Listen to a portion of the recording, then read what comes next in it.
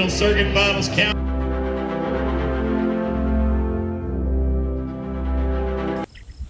Bonjour à tous, j'espère que vous allez bien. Bon, comme promis, je vous avais dit qu'on parlerait de l'élevage et des grandes cultures. Du coup, aujourd'hui, je vais vous parler de l'élevage. Du coup, pour recontextualiser un peu tout ça, donc la ferme, c'est 300 vaches allaitantes, un tiers en race charolaise et 2 tiers en race Angus. Et donc, ce que je fais depuis le début que je suis arrivé ici, c'est que je prends le temps de filmer un peu les tâches qu'on fait pour vous résumer un peu tout ça. Donc aujourd'hui, je vais vous passer les petites vidéos que j'ai réalisées depuis le début et je me suis refilmé pour faire un peu les transitions et vous expliquer un peu tout ça. Pour résumer un peu le fonctionnement de la ferme, du coup en fait les vélages ils se passent de mi-mars jusqu'à mi-mai. La grosse période c'est quand même du 1er avril à fin avril. Voilà. Après du coup c'est la période où on va venir mettre les vaches et les animaux à l'herbe. Et après, mi-juin, on va venir mettre les taureaux pour assurer la reproduction pour l'année suivante. Et enfin, vers la fin de l'année, c'est la période où les animaux vont être commercialisés. Et au mois de février, là où les clients vont venir acheter du coup les taureaux pour l'année prochaine. Et pour rappeler un peu le fonctionnement de la ferme, du coup, Laurent il travaille tout seul. Donc c'est le ranch Bock. Lui, Lorraine, du coup, il commercialise tout seul ses animaux, que ce soit pour la boucherie, mais également pour les taureaux. Donc les agriculteurs viennent dans sa ferme pour les taureaux, pour la reproduction, et vont venir choisir le taureau qu'ils souhaitent. Parce que oui, du coup, en fait, la race charolaise, elle est sur la ferme pour travailler sur la génétique, avec les taureaux. Et là où, en fait, la race Angus, elle ne sert, enfin, c'est une grosse activité, que pour la viande.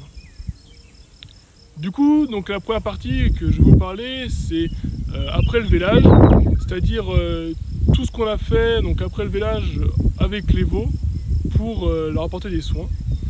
Je voudrais également rajouter qu'en fait les vélages ici sont vraiment très bien passés. On a très peu de soins à faire, c'est des races vraiment rustiques. Je pense qu'on avait quand même beaucoup plus de travail à faire cette année vu qu'il y avait de la neige. Et quand je dis beaucoup de travail, c'est peut-être dû aider 15-20 vélages sur 300. C'est vraiment pas grand chose. Voilà un peu pour contextualiser les choses. Et du coup en ce qui concerne les veaux charolais, du coup pour eux on leur met une boucle, donc comme les veaux Angus, et on prend aussi leur poids, on les pèse pour savoir leur poids à la naissance, parce qu'en fait après vu que Laurent travaille sur la génétique, il peut en déduire le poids à la naissance, après on prend le poids peut-être à 100 jours, et ainsi de suite, et comme ça après on peut connaître le GMQ, donc le gain moyen quotidien. Après on peut faire de la sélection naturelle, en fait il va pouvoir faire reproduire les meilleurs animaux, ceux qui ont une meilleure croissance, ceux qui ont un meilleur développement, que ce soit également au niveau morphologique. Donc voilà. Donc ça se passe plutôt bien, hein, comme vous pouvez voir. Les veaux on les attache ici. Et puis voilà. Hein. Allez. Et du coup pour les veaux Angus, c'est beaucoup plus simple. On a juste à venir leur mettre une boucle d'oreille pour qu'ils aient un numéro, et c'est tout. Et aussi à notifier le sexe qu'ils ont. Et ça s'arrête là. On prend pas le poids, il n'y a pas de traçabilité en ce qui concerne cette race, parce que du coup la génétique elle se rend vraiment que sur la race charolaise. Moi je vous laisse, il faut que je cours après lui pour le récupérer, pour lui mettre sa boucle. Il me paraît pas trop nerveux, on va voir. Ce qui est sûr et ce qui est vraiment agréable, c'est qu'on est vraiment en pleine nature. Je sais pas si vous voyez bien derrière moi, c'est le parc Theodore Roosevelt. C'est juste là derrière, en fait. Là vous faites 30 mètres et après il y a un grand ravin et c'est les Badlands, comme ils disent, c'est le parc. Donc ouais, c'est vraiment magnifique. On est en pleine nature. Si vous entendez bien, on entend que les oiseaux, les vaches qui broutent l'herbe ou les vaches qui meuglent. Donc c'est la pleine nature, quoi, c'est extra. Du coup, comme vous avez pu voir, donc après le vélage, en fait, ce qu'il faut, c'est vraiment faire assurer tout le marquage, boucler les veaux. Et après, en fait, l'étape suivante, une fois en fait que tous les vélages ont été réalisés, on a pris les animaux par groupe, par paddock. C'était environ par 80-100 vaches. Donc après, pour projeter les veaux, donc c'est des journées où on manipulait 160 à 200 animaux par jour. Et donc là, là en fait on venait les vacciner avant qu'ils partent dans les pâtures. Et on est aussi venu faire du marquage avec le fer rouge sur les veaux. C'est une obligation de l'État des États-Unis où en fait tous les animaux doivent être marqués par en gros le blason, si je peux dire, de l'exploitation. Donc comme vous pouvez voir en fait c'est vraiment tout est fait dans des parcs de contention. Donc les animaux ils sont très bien manipulés, on les fait passer un par un et le tout se passe tout dans le calme. Bon, pour entendre les vaches meugler, c'est normal parce que pendant la journée, du coup, on a séparé les veaux et les vaches. Et du coup, les mères et les veaux s'appelaient mutuellement pour se retrouver. Et tiens, j'en profite également pour vous montrer, l'autre jour, on a eu l'occasion de voir.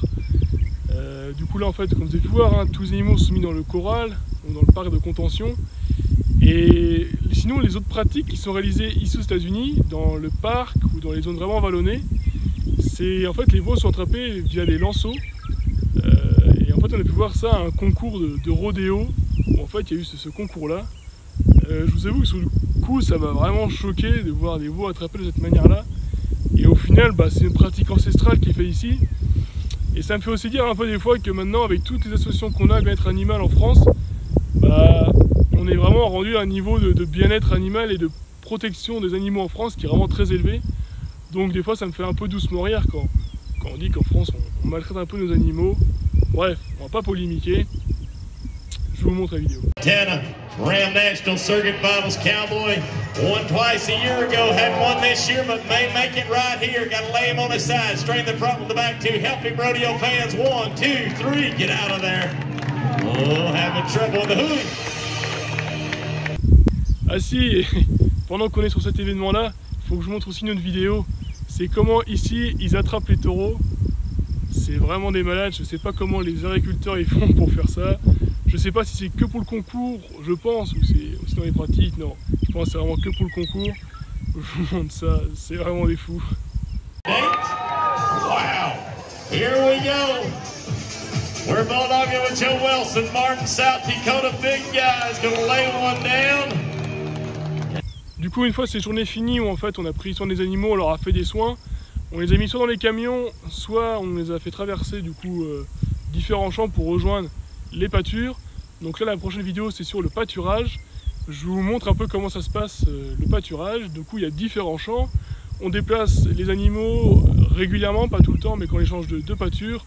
Et du coup ça nous amène à vivre des expériences un peu exceptionnelles en termes de dimension, de distance.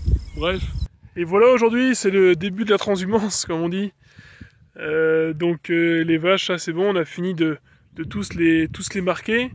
On a toutes vaccinées, donc maintenant c'est bon, on peut les sortir et les mettre dans les grandes pâtures. Donc là on bouge toutes les vaches. L'autre fois que vous avez vu dans la vidéo, on a utilisé les chevaux, c'était dans une autre ferme. Parce que c'était dans un endroit très vallonné, nous c'est plus plat. Ça reste assez vallonné et donc nous par contre on utilise les quads. C'est beaucoup plus... C'est plus rapide, plus efficace et je pense que si on utilisait les chevaux, il faudrait plusieurs chevaux.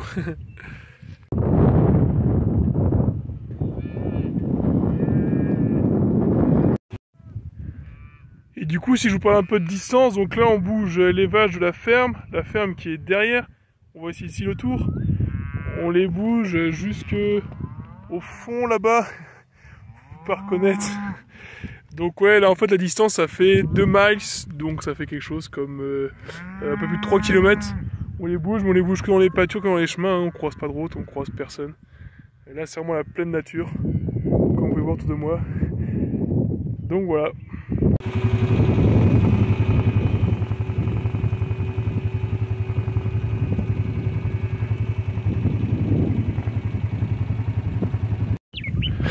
Du coup moi là je suis parti devant ouvrir les barrières pour que les vaches puissent rejoindre le champ. Donc là c'est bon, j'ouvre la barrière. Et donc ici en fait pour nommer les champs on utilise les noms grâce au nom des rues, des avenues. Donc là je suis sur la 136e avenue sud-ouest.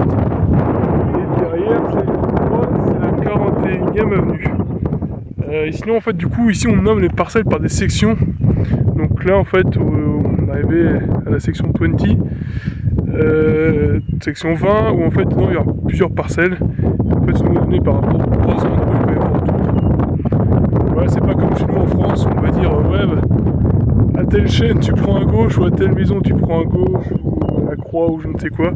Là ici en fait on parle que en numéro parce que le paysage est uniforme, donc on n'a pas le choix que de prendre des repères géographiques et les repères donnés par le nom des rues et des avenues.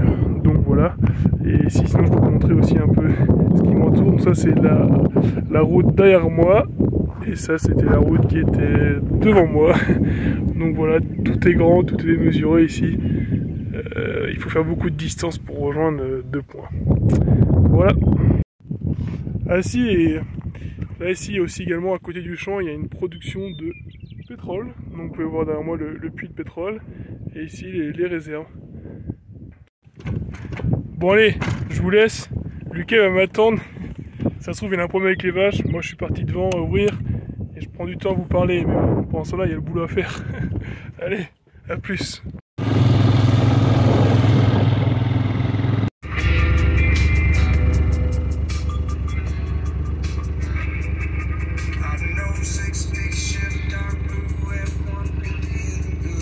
Bon bah du coup c'est bon, toutes les vaches ont été déplacées, vous pouvez voir, elles sont derrière moi. Donc il y en a une centaine environ. On les a mis dans une grande pâture, la pâture doit faire aller facilement 35-40 hectares. On compte même plus maintenant. Il y a une parcelle, a fait 1 mile de chaque côté, donc c'est-à-dire 1,7 km de chaque côté. Ici voilà, tout est vraiment très grand. Maintenant on commence à être habitué. Et du coup, je voulais en profiter un peu pour vous parler des vaches et de leur vie et de ce qu'elles consomment.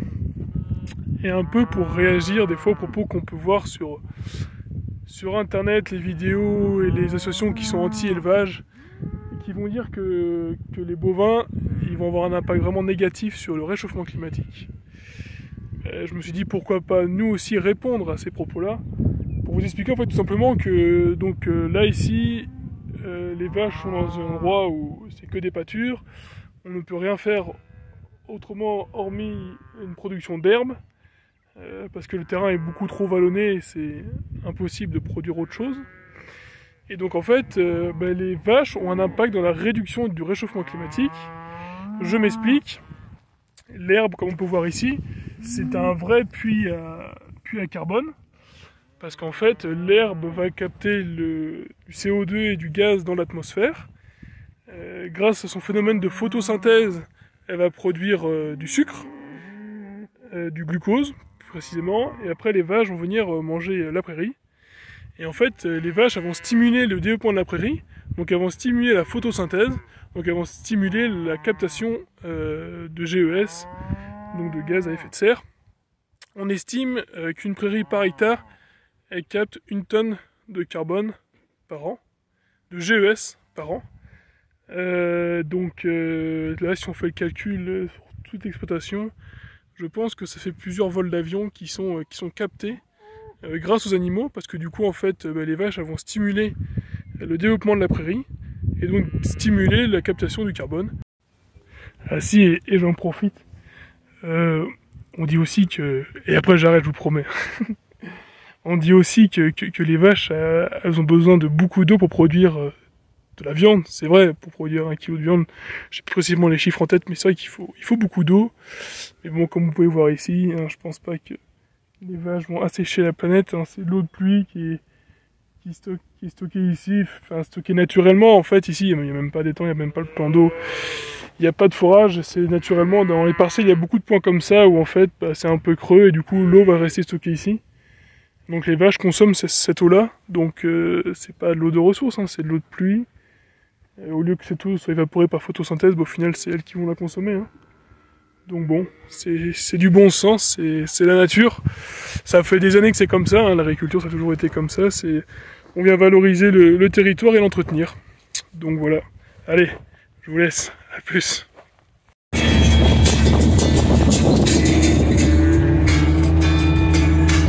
Aujourd'hui on se retrouve, du coup là on est vraiment en pleine période de pâturage, toutes les vaches sont au pâturage.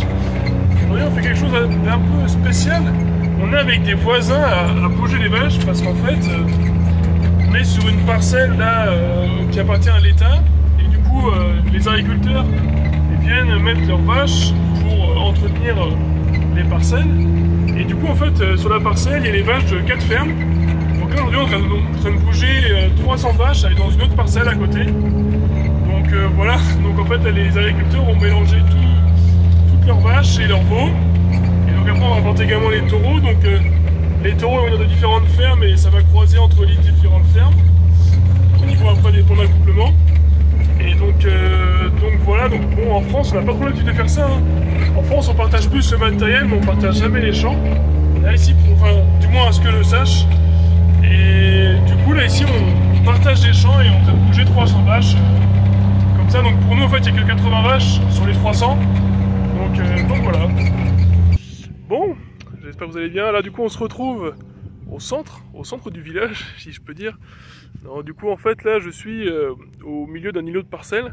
En fait c'est une très grande parcelle, hein. Je pense que ça doit faire facilement 1 mile de chaque côté, donc 1,7 km de chaque côté. Donc ça fait plusieurs dizaines d'hectares. Et en fait pour éviter que les vaches aient toute la parcelle d'un seul coup et qu'elles gaspillent un peu l'alimentation, la parcelle est divisée en 6 blocs. Et donc là en fait si je suis au milieu de la parcelle, en fait c'est un peu comme un rond-point quoi. On ouvre les barrières où les vaches peuvent aller dans le paddock. Et autrement au milieu elles ont toute l'eau. Donc voilà. En fait pour vous expliquer, on sépare un peu la parcelle parce que sinon les vaches elles auraient accès à toute la parcelle. Et au début, les premiers jours, elles mangeraient que la bonne herbe. Mais elles feraient un peu les difficiles quoi. Elles mangeraient pas la moins bonne herbe.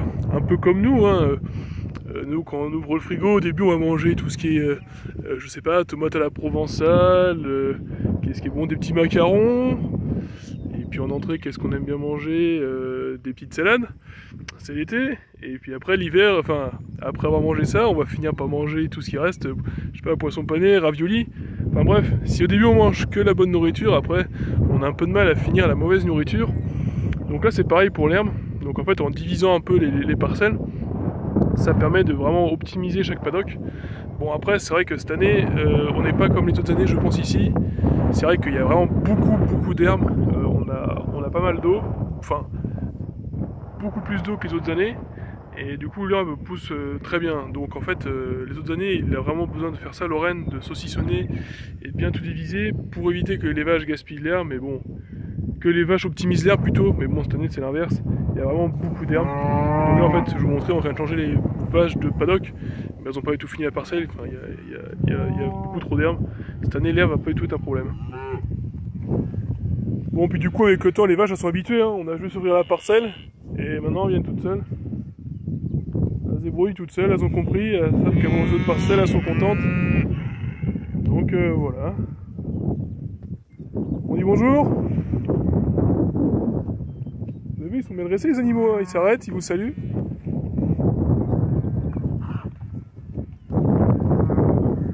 Et les veaux, on peut voir, ils ont bien grandi. Hein.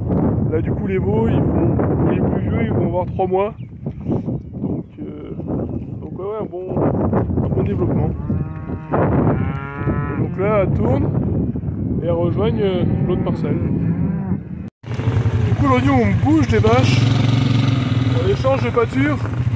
Et du coup, là, ça nous prend 3 heures en fait. De les bouger d'une pâture à une autre.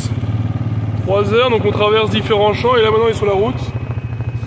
Le run est rendu devant parce qu'il y a aussi les voisins qui bougent des vaches sur la route et on peut peut-être les croiser, donc il faut éviter ça parce que sinon ce serait compliqué.